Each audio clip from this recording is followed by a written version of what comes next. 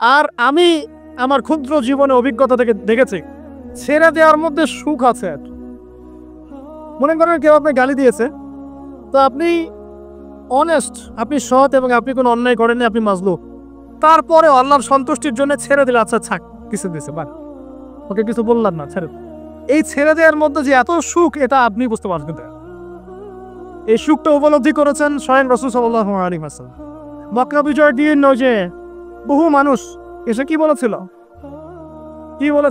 ভয়ে কাঁপছে যে রাসূল সাল্লাল্লাহু আলাইহি ওয়াসাল্লাম তাদেরকে আবার মৃত্যুদণ্ড দেন কিনা, আছে না? আল্লাহ নবী বললেন যে লা তাসরিবা আলাইকুমুল ইয়াউমা, তোমাদের উপর আজকে আমার কোনো অভিযোগ নাই, ওয়া আনতুমুত তুলাকা, তোমরা মুক্ত, যাও, ছেড়ে দিল। তো এটা শান্তি। ইউসুফ আলাইহিস সালামের ভাইরা কুয়াতে ফেলে দিয়েছিল না, সেখান থেকে মিশরের বাজারে, সেখান থেকে রাজপ্রাসাদে, সেখান থেকে জেলখানায়, জেলখানা থেকে রাষ্ট্র ক্ষমতায়। কি লাইফ ট্র্যাজেডি, লাইফের ট্র্যাজেডি দেখেছে। এখন ইউসুফ আলাইহিস সালাম যখন শেষে ভাই থেকে চিনলেন, তিনি কি ভাইদের প্রতি প্রতিশোধ দিয়েছে? বলেছেন যাও, মাফ করে দিলাম, ছেড়ে। এটাই শান্তি। আল্লাহর জন্য ত্যাগের মহিমার মধ্যে শান্তি আছে। আল্লাহ পাক আমাদেরকে ত্যাগ করার তৌফিক দেন। তাই বলে সব জায়গায় আবার ত্যাগ করা যাবে না, এটাও মাথায় রাখতে হবে। বুঝতে পারছেন না কথা বল? মনে করেন যে আপনার পরিবারে আপনার বোনকে কেউ টিস করেছে, নাউজুবিল্লাহ, ছেড়ে দিব? যা বাবা, তুই টিস করেছিস, দা দিলাম, ফেরে, এরকম। মনে করেন যে কারো সমাজের মধ্যে কাউকে ধর্ষণ করা হচ্ছে, নাউজুবিল্লাহ, আর আমরা বলবো যে যাক, মানবতা দেখালাম, ছেড়ে দিলাম, ইসলাম তো মানবতা ধর্ম, যা ছেড়ে দিলাম, বললাম, বললে হবে? সব জায়গায় ইসলাম মানবতা শেখায় নাই, কারণ কোনো জায়গায় মানবতা না শেখানোটাই ফরজ। একজন চোরের উপর আপনি কি মানবতা দেখাবেন? একজন ধর্ষকের উপর আপনি কি মানবতা দেখাবে যে আরো ধর্ষণ করবো বা যা, উৎসাহ দিবেন? একজন খুনি, আপনি কি তাকে মানবতা দেখাবেন? ফাঁসি দিবেন? তো এই যে কিছু মানুষ এখন বলে ইসলাম মানে শান্তি, আর শান্তি মানে শান্তির সুবাতাস, বুঝছেন? ওরা ওই যে ইসলাম থেকে বদর, উহুদ, খন্দক, খায়বার সব কাট করে ফেলছে। এগুলো ইসলামে নাই। ইসলামে শুধু আছে সালাম, সালাম, আফসুস সালাম, খালি সালাম দিবা আর তোমরা কি করো, খাবার খাওয়াবা, ব্যাস। ইসলামে যে আরো বড় বড় বিধানগুলো আছে, এগুলো পাশ কাটিয়ে এড়িয়ে যাবে। ইসলাম তো শান্তির ধর্ম। আরে বাবা, শান্তি মানে কি? শান্তি মানে আল্লাহর বিধানগুলো মেনে নিয়ে আল্লাহর সামনে আত্মসমর্পণের মধ্য দিয়ে শান্তি অর্জন করা। এই হলো ইসলামের ডেফিনেশন। আল্লাহ পাক আমাদেরকে পূর্ণাঙ্গতা বোঝার তৌফিক দান করুন, আমিন। হ্যাঁ, যেটা বলছিলাম প্রিয় ভাইরা, অন্যের কষ্ট উপলব্ধি করে আমরা সারা বছর অন্যের স্বার্থকে অগ্রাধিকার দেব ইনশাআল্লাহ। যদি আমাদেরকে কেউ কষ্ট দেয়, আল্লাহর হস্তে মাফ করে দিবেন, তবে যেখানে মাফের কোনো সুযোগ নেই সেখানে মাফ করতে চান। আল্লাহ পাক বোঝার তৌফিক দান করুন। 4, রমাদান দিয়ে গেছে গরিবের কষ্ট উপলব্ধি করার মানুষের কথা। যখন না খেয়েছিলাম তখন গরিবের কষ্ট বুঝি নাই। না খেয়ে থাকলে কেমন লাগে, পানি না পান করতে বললে কেমন লাগে। হ্যাঁ, এটা আল্লাহ পাক কেন দিয়েছেন? যাতে করে আমরা সমাজের এই দুস্থ মানুষগুলোর কষ্ট বুঝতে পারি। আল্লাহ পাক সারা বছর আমাদেরকে গরিবের সেবা করার তৌফিক দান করুন। আর এখন গরিবের রক্ত খুব চষে খাওয়া হয়, তাই না ভাই? গরিবের রক্ত চষা একটা সমাজ চলতেছে, আর রক্ত চষা একটা অর্থনীতি চলতেছে। এই অর্থনীতির জনক বাংলার মাটিতে না, এই অর্থনীতির জনক পশ্চিমের। এটা সারা বিশ্বে ফর্ম করা হয়েছে। এর মধ্য দিয়ে গরিবের রক্তকারী চুষতে থাকবে। কারা চুষবে? পুঁজিবাদীরা। কারা চুষবে? এটা আবার কি? কোনো ওয়াজে তো শুনি নাই পুঁজিবাদ আবার কি জিনিস। এটাকে ক্যাপিটালিজম বলে। পুঁজিবাদ মানে সমাজের একটা অংশের মানুষের কাছে ধন সম্পদ কক্ষীভূত হবে, বাকিরা আস্তে আস্তে গরিব হতে থাকবে দিন দিন। এটা হচ্ছে কিনা? সমাজে এই স্তরবিন্যাসটা বাড়ছে কিনা? এই তো ঢাকা শহরে গিয়ে দেখেন না, বড় বড় কিছু জায়গা, বলছেন বনানী, বাড়িধারা, এই বসুন্ধরা, দেখবেন খালি টলেস্ট বিল্ডিং, প্রতিযোগিতা। আর একটা বড় অংশ দেখবেন খালি বস্তি আর বস্তি। এই যে দেখছেন তারতম্য, দেখছেন? এটা সারা বিশ্বে হচ্ছে সুদের কারণে। কিসের কারণে ভাই? 1 নম্বর সুদের কারণে, 2 নম্বর দুর্নীতির কারণে, 3 নম্বর হচ্ছে এই যে বোগাস একটা মনিটরি সিস্টেম চলছে এর কারণে। এটা বুঝেন খুব ভালোই যে কি দিতে হবে? খাদ্যদ্রব্য দিতে হবে, দিরহাম দেওয়া যাবে না, ফিতরা, তাই না ভাই? এটা তো খুব ভালোই বোঝেন। তো নবী সাল্লাল্লাহু আলাইহি ওয়াসাল্লাম যে গোল্ড দিনার আর সিলভার দিরহাম ইউজ করতেন, আপনি এখন কাগজের টাকা ইউজ করেন কেন? বলেন এখন কথা বলেন। এটা তো খুব ভালোই বুঝলেন যে খাদ্যদ্রব্য দিয়ে ফিতরা দিব।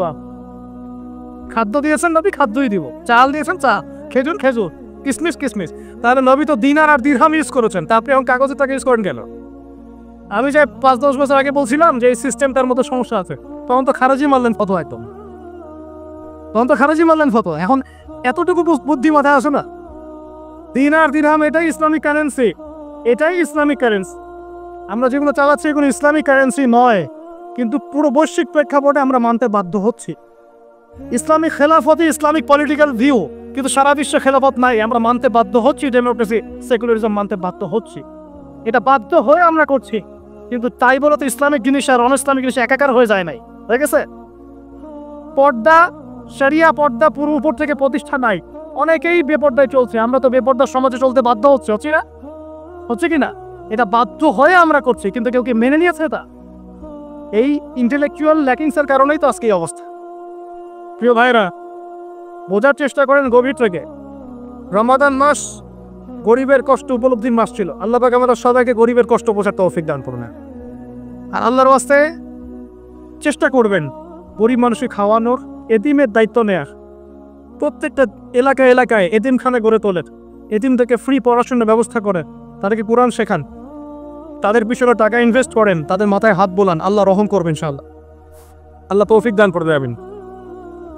এরপরে রমজান শিখিয়ে গেছে আমাদেরকে 5 নাম্বার, বেশি লম্বা করবো না, আমি আপনাদেরকে বিরক্ত করতে যাচ্ছি না, 10টা পয়েন্ট বলছি। 5 নাম্বারটা দেখুন, একটু মনোযোগ দেন, এটা খুব ইম্পর্টেন্ট। রমজান দিয়ে গেছে কোরআন। রমজান কি দিয়ে গেছে ভাই? এটাই তো সবচেয়ে বড় কথা নাকি? রমজানের সবচেয়ে বড় কথা কি? এই মাসে কি হয়েছে? কোরআন নাজিল হয়েছে। তো রমজান মাস চলে গেছে, আমরা কি কোরআনটাকে এখনই বন্ধ করে রেখে দিব ভাই? রমাদান মাসে কারা কারা কোরআন খতম করেছেন হাত তোলেন দেখি। সুবহানাল্লাহ, মাত্রই কয়জন? রমাদান মাসে কোরআন খতম করেছেন কারা কারা? অন্তত একবার। আল্লাহু আকবার। আল্লাহ আমাদেরকে মাফ করুন না, আমিন। আল্লাহ আমাদেরকে মাফ করুন। আমি খুবই হতাশ হলাম। রমাদান মাসে কোরআন অন্তত একটা বার তো খতম করা উচিত ছিল নাকি ভাই? আচ্ছা, রমজানের সম রাখেন কেন জানেন? রমজান মাসে কোরআন নাজিল হয়েছে, এটা রমজানের সম্মান। আল্লাহ পাক বলেন নাই শাহরুর রমাদান আল্লাযী উনজিলা ফীহিল কোরআন? আল্লাহ পাক বলেন নাই রমজান সেই মাস যেই মাসে কোরআন নাজিল হয়েছে? ইন্না আনজালনাহু ফী লাইলাতিল কদর, কদরের রাতে আমি কোরআন নাজিল করেছি। তাহলে রমাদান মাসে কোরআন পেয়েও যারা কোরআন পড়লো না, বুঝলো না, খতম করলো না, আমি তাদের জন্য আফসোস ছাড়া কিছু করতে পারছি। আচ্ছা যাই হোক, যা করেছেন করেছেন, তওবা করা যাবে তো ইনশাআল্লাহ? আমার সাথে বলেন আস্তাগফিরুল্লাহ আল্লাযী লা ইলাহা ইল্লা হুয়াল হাইয়ুল কাইয়্যুম ওয়া আতুবু ইলাইহি। আল্লাহ আমাদের সবাইকে কোরআন তেলাওয়াত করার তৌফিক দান করো, সবাইকে কোরআন তেলাওয়াত শেখার তৌফিক দান করো। আর ভাই, যোগ্যতা অর্জন করে তো দিনের কাজ করতে হবে, আগে তো কোরআন তেলাওয়াত করা শিখতে হবে নাকি? আল্লাহ পাক সবাইকে কোরআন তেলাওয়াত শেখার তৌফিক দান করো, কোরআনের তাফসীরগুলো পড়ার তৌফিক দান করো। আল্লাহ পাক প্রতি মাসে কমপক্ষে একবার করে কোরআন খতম করার তৌফিক দান। আল্লাহর রাসূল রমজান মাসে কোরআন এক খতম করতেন। জিবরাইল আলাইহিস সালাম আসতেন, তিনি পড়তেন, তিনি শুনতেন, তিনি পড়তেন, তিনি শুনতেন। এভাবে তারা প্রতি রমাদানে কোরআন খতম করতেন কি না? তার মানে মাসে কোরআন খতম করা রাসূলের সুন্নাত না? আমরা কি এই সুন্নাতটা জীবিত করতে পারবো না ইনশাআল্লাহ? প্রত্যেকদিন এক পারা করে পড়লেই হয়ে যায়। এক পারা মানে 20 পৃষ্ঠা। এই হাফেজি কোরআনের 20 পৃষ্ঠা, সময় লাগবে সর্বোচ্চ 1 ঘন্টা থেকে 1.5 ঘন্টা, সর্বোচ্চ 1 ঘন্টা থেকে 1.5 ঘন্টা। যারা হাফেজ তাদের সময় লাগে আধা ঘন্টাও না, আধা ঘন্টা। পারবো না ভাই ইনশাআল্লাহ? আল্লাহ পাক এই রমজান মাসের এই কোরআনকে সারা বছর আঁকড়ে ধরার তৌফিক দান করুন। এই কোরআন নাজিল হওয়ার পরেই আইয়ামে জাহিলিয়ার পরিবর্তন হয়েছিল। আবু জাহেলের শাসন পরিবর্তিত হয়ে মুহাম্মাদের শাসন হয়েছে। অতএব কোরআন থেকে বিমুখ জাতি কখনো দিন কায়েম করতে পারবে না। আল্লাহ পাক বোঝার তৌফিক দান করুন, আমিন। আমাদের যুবক ভাইরা একটু ওয়াদা করতে পারি তো ইনশাআল্লাহ সবাই কোরআন তেলাওয়াত করা শিখবো, প্রত্যেক মাসে এক খতম দেবো ইনশাআল্লাহ, কোরআনের অর্থ পড়বো ইনশাআল্লাহ। না অর্থ পড়ার দরকার নাই, খালি প্রত্যেক হরফে 10 নাকি কামাই করব, অর্থ পড়ার কোনো দরকার নাই ভাই? আচ্ছা যাক, কিছু মানুষ আবার রাগ করে অর্থ পড়তে বললে, কারণ স্বার্থ আছে। যদি আপনারা কোরআনের অর্থ করা শুরু করেন এবং হাদিসকে চর্চা করা শুরু করেন, দিনই পড়াশোনা করা শুরু করেন, তখন তো অনেক ধর্ম ব্যবসা বন্ধ হয়ে যাবে আর কি। কথা বুঝতে পারছেন না মনে হয়? আপনারা যদি শিক্ষিত হওয়া শুরু করেন, কোরআনের A to Z অর্থ পড়া শেষ করেন, হাদিসগুলো পড়া শুরু করেন, উলামায়ে কেরামের সাথে পরামর্শ করে বইপত্র পড়া শুরু করেন, হ্যাঁ, বিভিন্ন ইসলামিক কোর্সগুলো করতে থাকেন, আস্তে আস্তে আপনার যোগ্যতা বাড়বে। তখন তো আপনি কি করবেন না? ধর্মের নামে বিভ্রান্ত হতে চাইবেন না। এখনকার মানুষও ছেড়ে চলে গেলে সব নিয়ে চলে যায়। রমাদান চলে গেলে সব দিয়ে চলে যায়। কথা বুঝতে পারছেন? এখনকার মানুষরা যখন ছেড়ে চলে যায় কেউ কাউকে, তখন সব নিয়েই চলে যায়। এই যে আপনার গার্লফ্রেন্ড ছেড়ে চলে গেছে, সব নিয়ে চলে গেছে না? না কিছু দিয়ে গেছে? স্মৃতি দিয়ে গেছে নাকি? ওই স্মৃতিতে যুবকরা এখন গান বাজনা করে আর গাঁজা খায়, ইয়াবা খায়। তো এখনকার বিচ্ছেদগুলো এমন হয়, বিচ্ছেদের মধ্যে দিয়ে সবই নিয়ে চলে যায়, কিন্তু রমাদান এমন নয়। রমাদান চলে গেলে সব দিয়ে চলে যায়।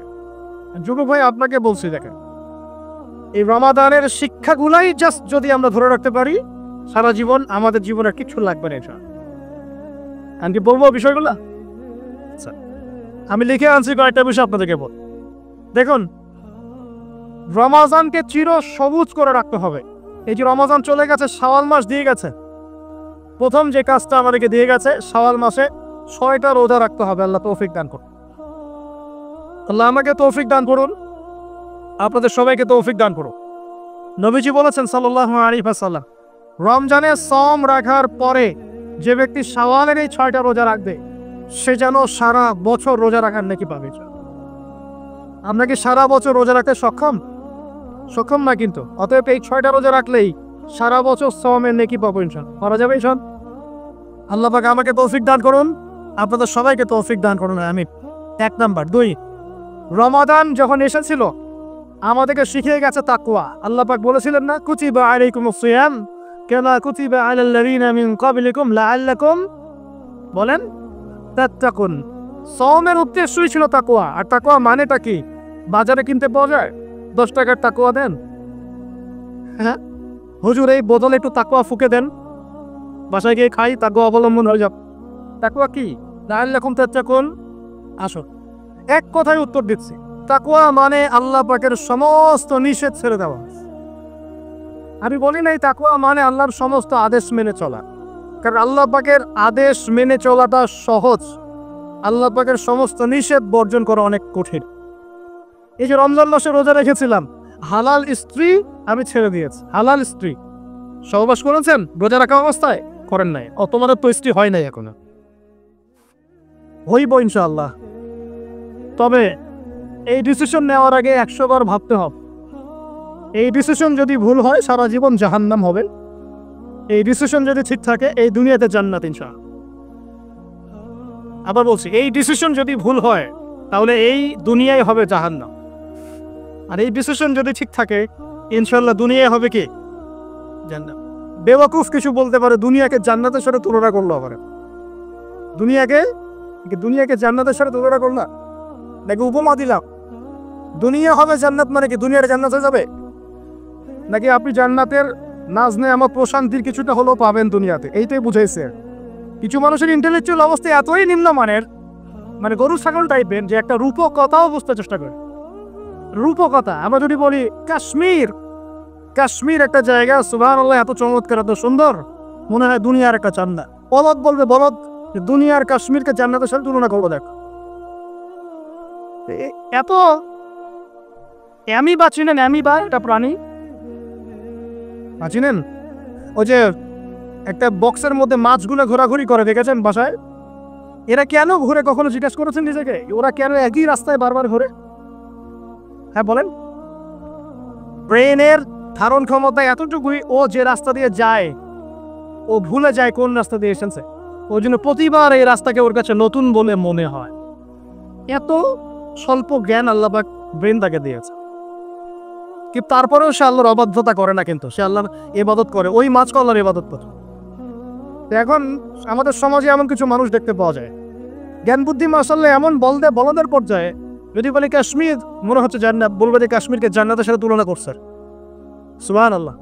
তো যাই হোক, আপনাকে যেটা বলছিলাম, যদি এই বিয়ের ডিসিশন আপনি ঠিক রাখতে পারেন, দুনিয়াতে জান্নাতের একটা ফ্লেভার পাবেন ইনশাআল্লাহ। এই সৌভাগ্য নবী সাল্লাল্লাহু আলাইহি ওয়াসাল্লামের হয়েছিল, কারণ তার ঘরে খাদিজা রাদিয়াল্লাহু আনহার মতো একজন স্ত্রী ছিলেন। সারা দুনিয়া তার বিরুদ্ধে, কিন্তু বাসায় গেলে তিনি প্রশান্তির সাথে থাকেন। এটা নিয়ামত না? আর নূহ আলাইহিস সালাম সারা দুনিয়ার সাথে লড়তে হয়, বাসায় এসে আবার ওয়াইফের সাথে লড়তে হয়। নূহ আলাইহিস সালামের ওয়াইফ কিন্তু ইমানদার ছিল, বুঝছেন দাদা? তো এই যে দুনিয়াতে পরীক্ষা। এখন দেখুন, আপনাদেরকে বলতে চাচ্ছি যে রমাদান আমাদেরকে তাকওয়া শিখিয়েছে, মানে আল্লাহ পাকের সমস্ত নিষেধ বর্জন করা। একটা হাদিস বলি, আপনি বুঝতে পারবেন। আল মুমিন, মুমিন মুসলিমকে আল মুমিন আল মুসলিম মান সালিমাল মুসলিমুনা মিন লিসানিহি ওয়া ইয়াদিহি, যার হাত এবং জবান থেকে অন্য মুসলিম নিরাপদ থাকে।